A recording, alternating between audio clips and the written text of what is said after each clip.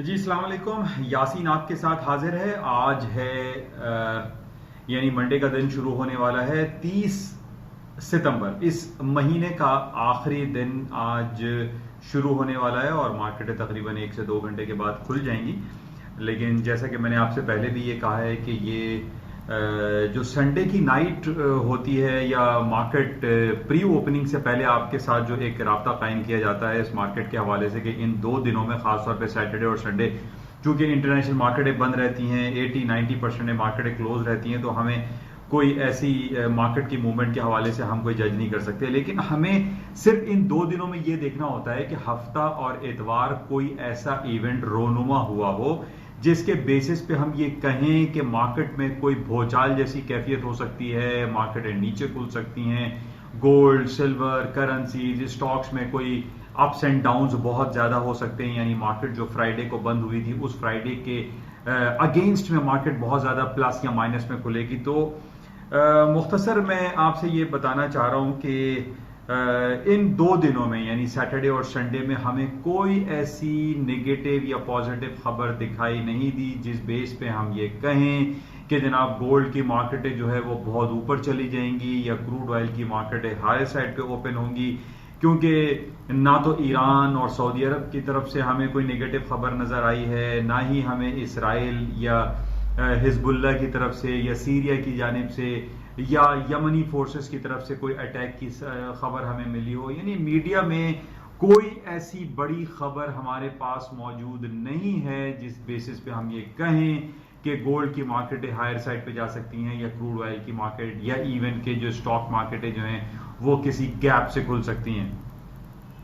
इस प्रीव्यू में हाजिर होने का मकसद, जैसे कि मैंने आपसे पहले भी ये कहा है कि कई दफा हमारे पास ऐसी खबरें हफ्ता और इतवार को आई हैं कि जनाब ट्रंप साहब ने कोई ट्वीट कर दिए या G20 की या G7 की मीटिंग हो रही है उसमें कोई ऐसा बयान दाग दिया जाता है ट्रंप साहब की जानिब से या किसी भी हवाले से, या पिछले दिनों हमारे पास बहुत ज्यादा हांगकांग के हवाले से खबरें चल रही थी, या ईरान के ऊपर अटैक हो जाता है या सऊदी अरब के ऑयल टैंकर्स पर अटैक हो जाता है। तो इस किस्म की कोई खबरें, इसमें मैं अल्हम्दुलिल्लाह बोलूंगा कि अमन और शांति के साथ ये हफ्ता और इतवार गुजरा है। इससे पहले भी मैंने आपको पूरे हफ्ते की जो एक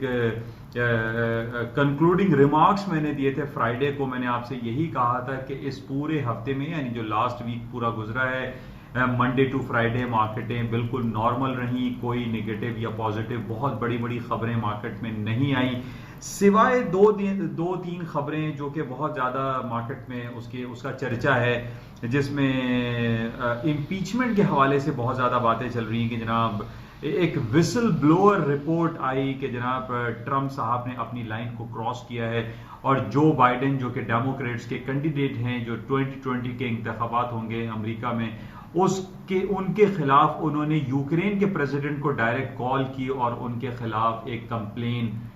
दर्ज कराई कि जनाब बिलियंस ऑफ डॉलर की जो करप्शन हुई है एक गैस कंपनी के हवाले से उसकी इंक्वायरी की जाए, जो कि ट्रंप साहब को चाहिए था कि वो सेनेट में कहते, हाउस ऑफ रिप्रेजेंटेटिव में लाते या कांग्रेस के सामने इस मैटर को उठाते। उन्होंने डायरेक्ट यूक्रेन के प्रेसिडेंट को फोन कर दिया और उनसे इंक्वायरी का मुतालबा किया, जो कि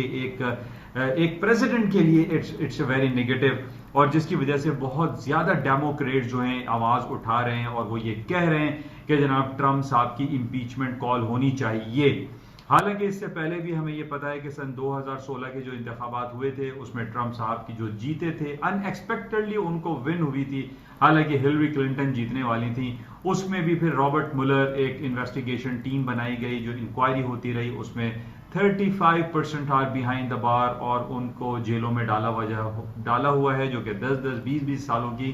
कैद वहां पे काट रहे हैं।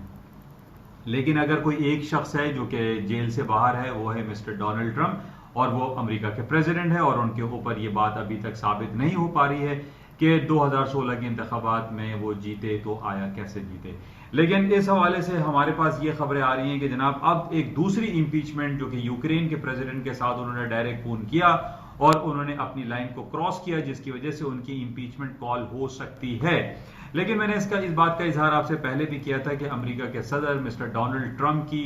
जो उनके 3 हाउसेज हैं, जैसे कि हम जानते हैं कि एक सेनेट है, एक कांग्रेस है और हाउस ऑफ रिप्रेजेंटेटिव है, तो सेनेट में उनको अक्सरियत हासिल है, इस वक्त रिपब्लिकन पार्टी की उनकी मेजोरिटी है और वो इस बिल को पास होने नहीं देंगे कि ट्रंप साहब की इंपीचमेंट करवाई जाए। फॉर इंस्टेंस हम ये मान भी लेते हैं कि उनकी इंपीचमेंट कॉल हो जाती है और प्रेसिडेंट डोनाल्ड ट्रंप के जो अपने लोग हैं, जो रिपब्लिकन पार्टी के लोग हैं, वो अगर ये कहते हैं कि इंपीचमेंट करवाई जाए, तो इस बेस पर जो डिफरेंट एनालिसिस और एनालिटिकल रिपोर्ट्स हमारे पास हैं उसमें यह कहा जा रहा है कि ट्रंप साहब को उनकी सदारती कुर्सी से आप हटा नहीं सकते। तो इस हवाले से कोई बहुत ज्यादा खबरें नहीं चल रही हैं और जो हमारे पास जो डिफरेंट दूसरी खबरें थी वो अमेरिका ने ये बयान दिया था फ्राइडे को कि वो चाइना को डाउन करने के लिए चाइनीज कंपनीज जो कि अमेरिका की स्टॉक एक्सचेंज में लिस्टेड हैं उनको डीलिस्ट करने का सिलसिला शुरू किया जाएगा। तो ये एक नेगेटिव खबर है, लेकिन ये दोनों खबरें जो हैं वो ऐसी नहीं है कि जिसकी वजह से मार्केट में कोई बहुत बड़ा भूचाल आ जाएगा। स्टॉक मार्केट है या गोल्ड सिल्वर या करेंसीज में मार्केट के कोई गैप क्रिएट हो सकता है। जहां तक मेरी अपनी एनालिसिस का सवाल है, जो मैं गोल्ड सिल्वर और स्टॉक्स मार्केट को वॉच कर रहा हूं, इस हिसाब से मैंने आपको गोल्ड का एक बहुत इंपॉर्टेंट लेवल दिया हुआ है 1490 के। 1490 के नीचे मार्केट क्लोज होगी तो मार्केट डाउन साइड पर हो जाएगी। लेकिन टेक्निकल ग्राउंड पे जो फ्राइडे की क्लोजिंग आई थी वो तकरीबन 1496-97 के लगभग आई थी स्पॉट मार्केट पे, तो 1490 के ऊपर मार्केट क्लोज हुई थी। लेकिन जो जियोपॉलिटिकल सिचुएशन में एक अमन और पीसफुल जो हमें देखने में आ रहा है, उसमें ये कहा जा सकता है कि गोल्ड की कीमतें इस दफा जो 1490 का एक लेवल है माइट पॉसिबल कि वो टूट जाए। हालांकि टेक्निकल ग्राउंड पे मार्केट की 1490 के ऊपर क्लोजिंग हुई है, लेकिन जिस तरीके से मैं आपसे काफी इस बात का इजहार करता रहता हूं कि हमें सिर्फ टेक्निकल एनालिसिस हम नहीं करते, बल्कि जियोपॉलिटिकल जो सिचुएशन है, जो फंडामेंटल्स हैं, जो मार्केट में खबरें हैं जो सर्कुलेट हो रही होती हैं, उनको भी हमें मलहूज़ खातिर रखना पड़ता है। तो उन बेसिस पे आई फील कि गोल्ड की मार्केटें 1490 के लेवल को तोड़ सकती हैं। लेकिन जैसे कि हम ये भी जानते हैं कि जब हम इस मार्केट में कोई ट्रेड करते हैं या काम करते हैं, जो अपने पोर्टफोलियो को मैनेज करते हैं, तो उसमें हम टेक्निकल लेवल्स को बहुत ज्यादा इंपॉर्टेंस देते हैं। तो मैं अभी भी आपको ये बात जरूर कहूंगा कि गोल्ड को अगर आप खरीदने के मूड में हैं या उसको परचेज करना चाहते हैं या आप लॉन्ग रन में उसको इंटैक्ट रखना चाहते हैं, अपनी होल्ड करनी चाहते हैं पोजीशंस को, तो 1480 स्पॉट मार्केट में 1480 के नीचे आपके स्टॉप लगे हुए होने चाहिए। या अगर आप स्टॉप लगाना नहीं चाहते तो 1480 के नीचे अगर मार्केट जाए और डेली बेसिस पे या कल मंथली क्लोजिंग है उस बेस पे मार्केट अगर 1480 के नीचे क्लोज हो जाए तो आप ये समझिए कि गोल्ड की मार्केटें और डाउन हो सकती हैं। अपनी लॉन्ग और बाय पोजीशन को आप लिक्विडेट कर दीजिए। तो बहरहाल ये सूरत हाल है, मुख्तसर मैं करूंगा, और क्योंकि मार्केट में कोई ऐसी सैटरडे संडे को न्यूज नहीं रही जिस बेस पे मैं आपसे ये कहूं कि मार्केट में कोई गैप आएगा, लेकिन जो जियोपॉलिटिकल सिचुएशन है उसमें आई फील कि गोल्ड की मार्केटें डाउन हो सकती हैं। लेकिन आप 1480 के लेवल को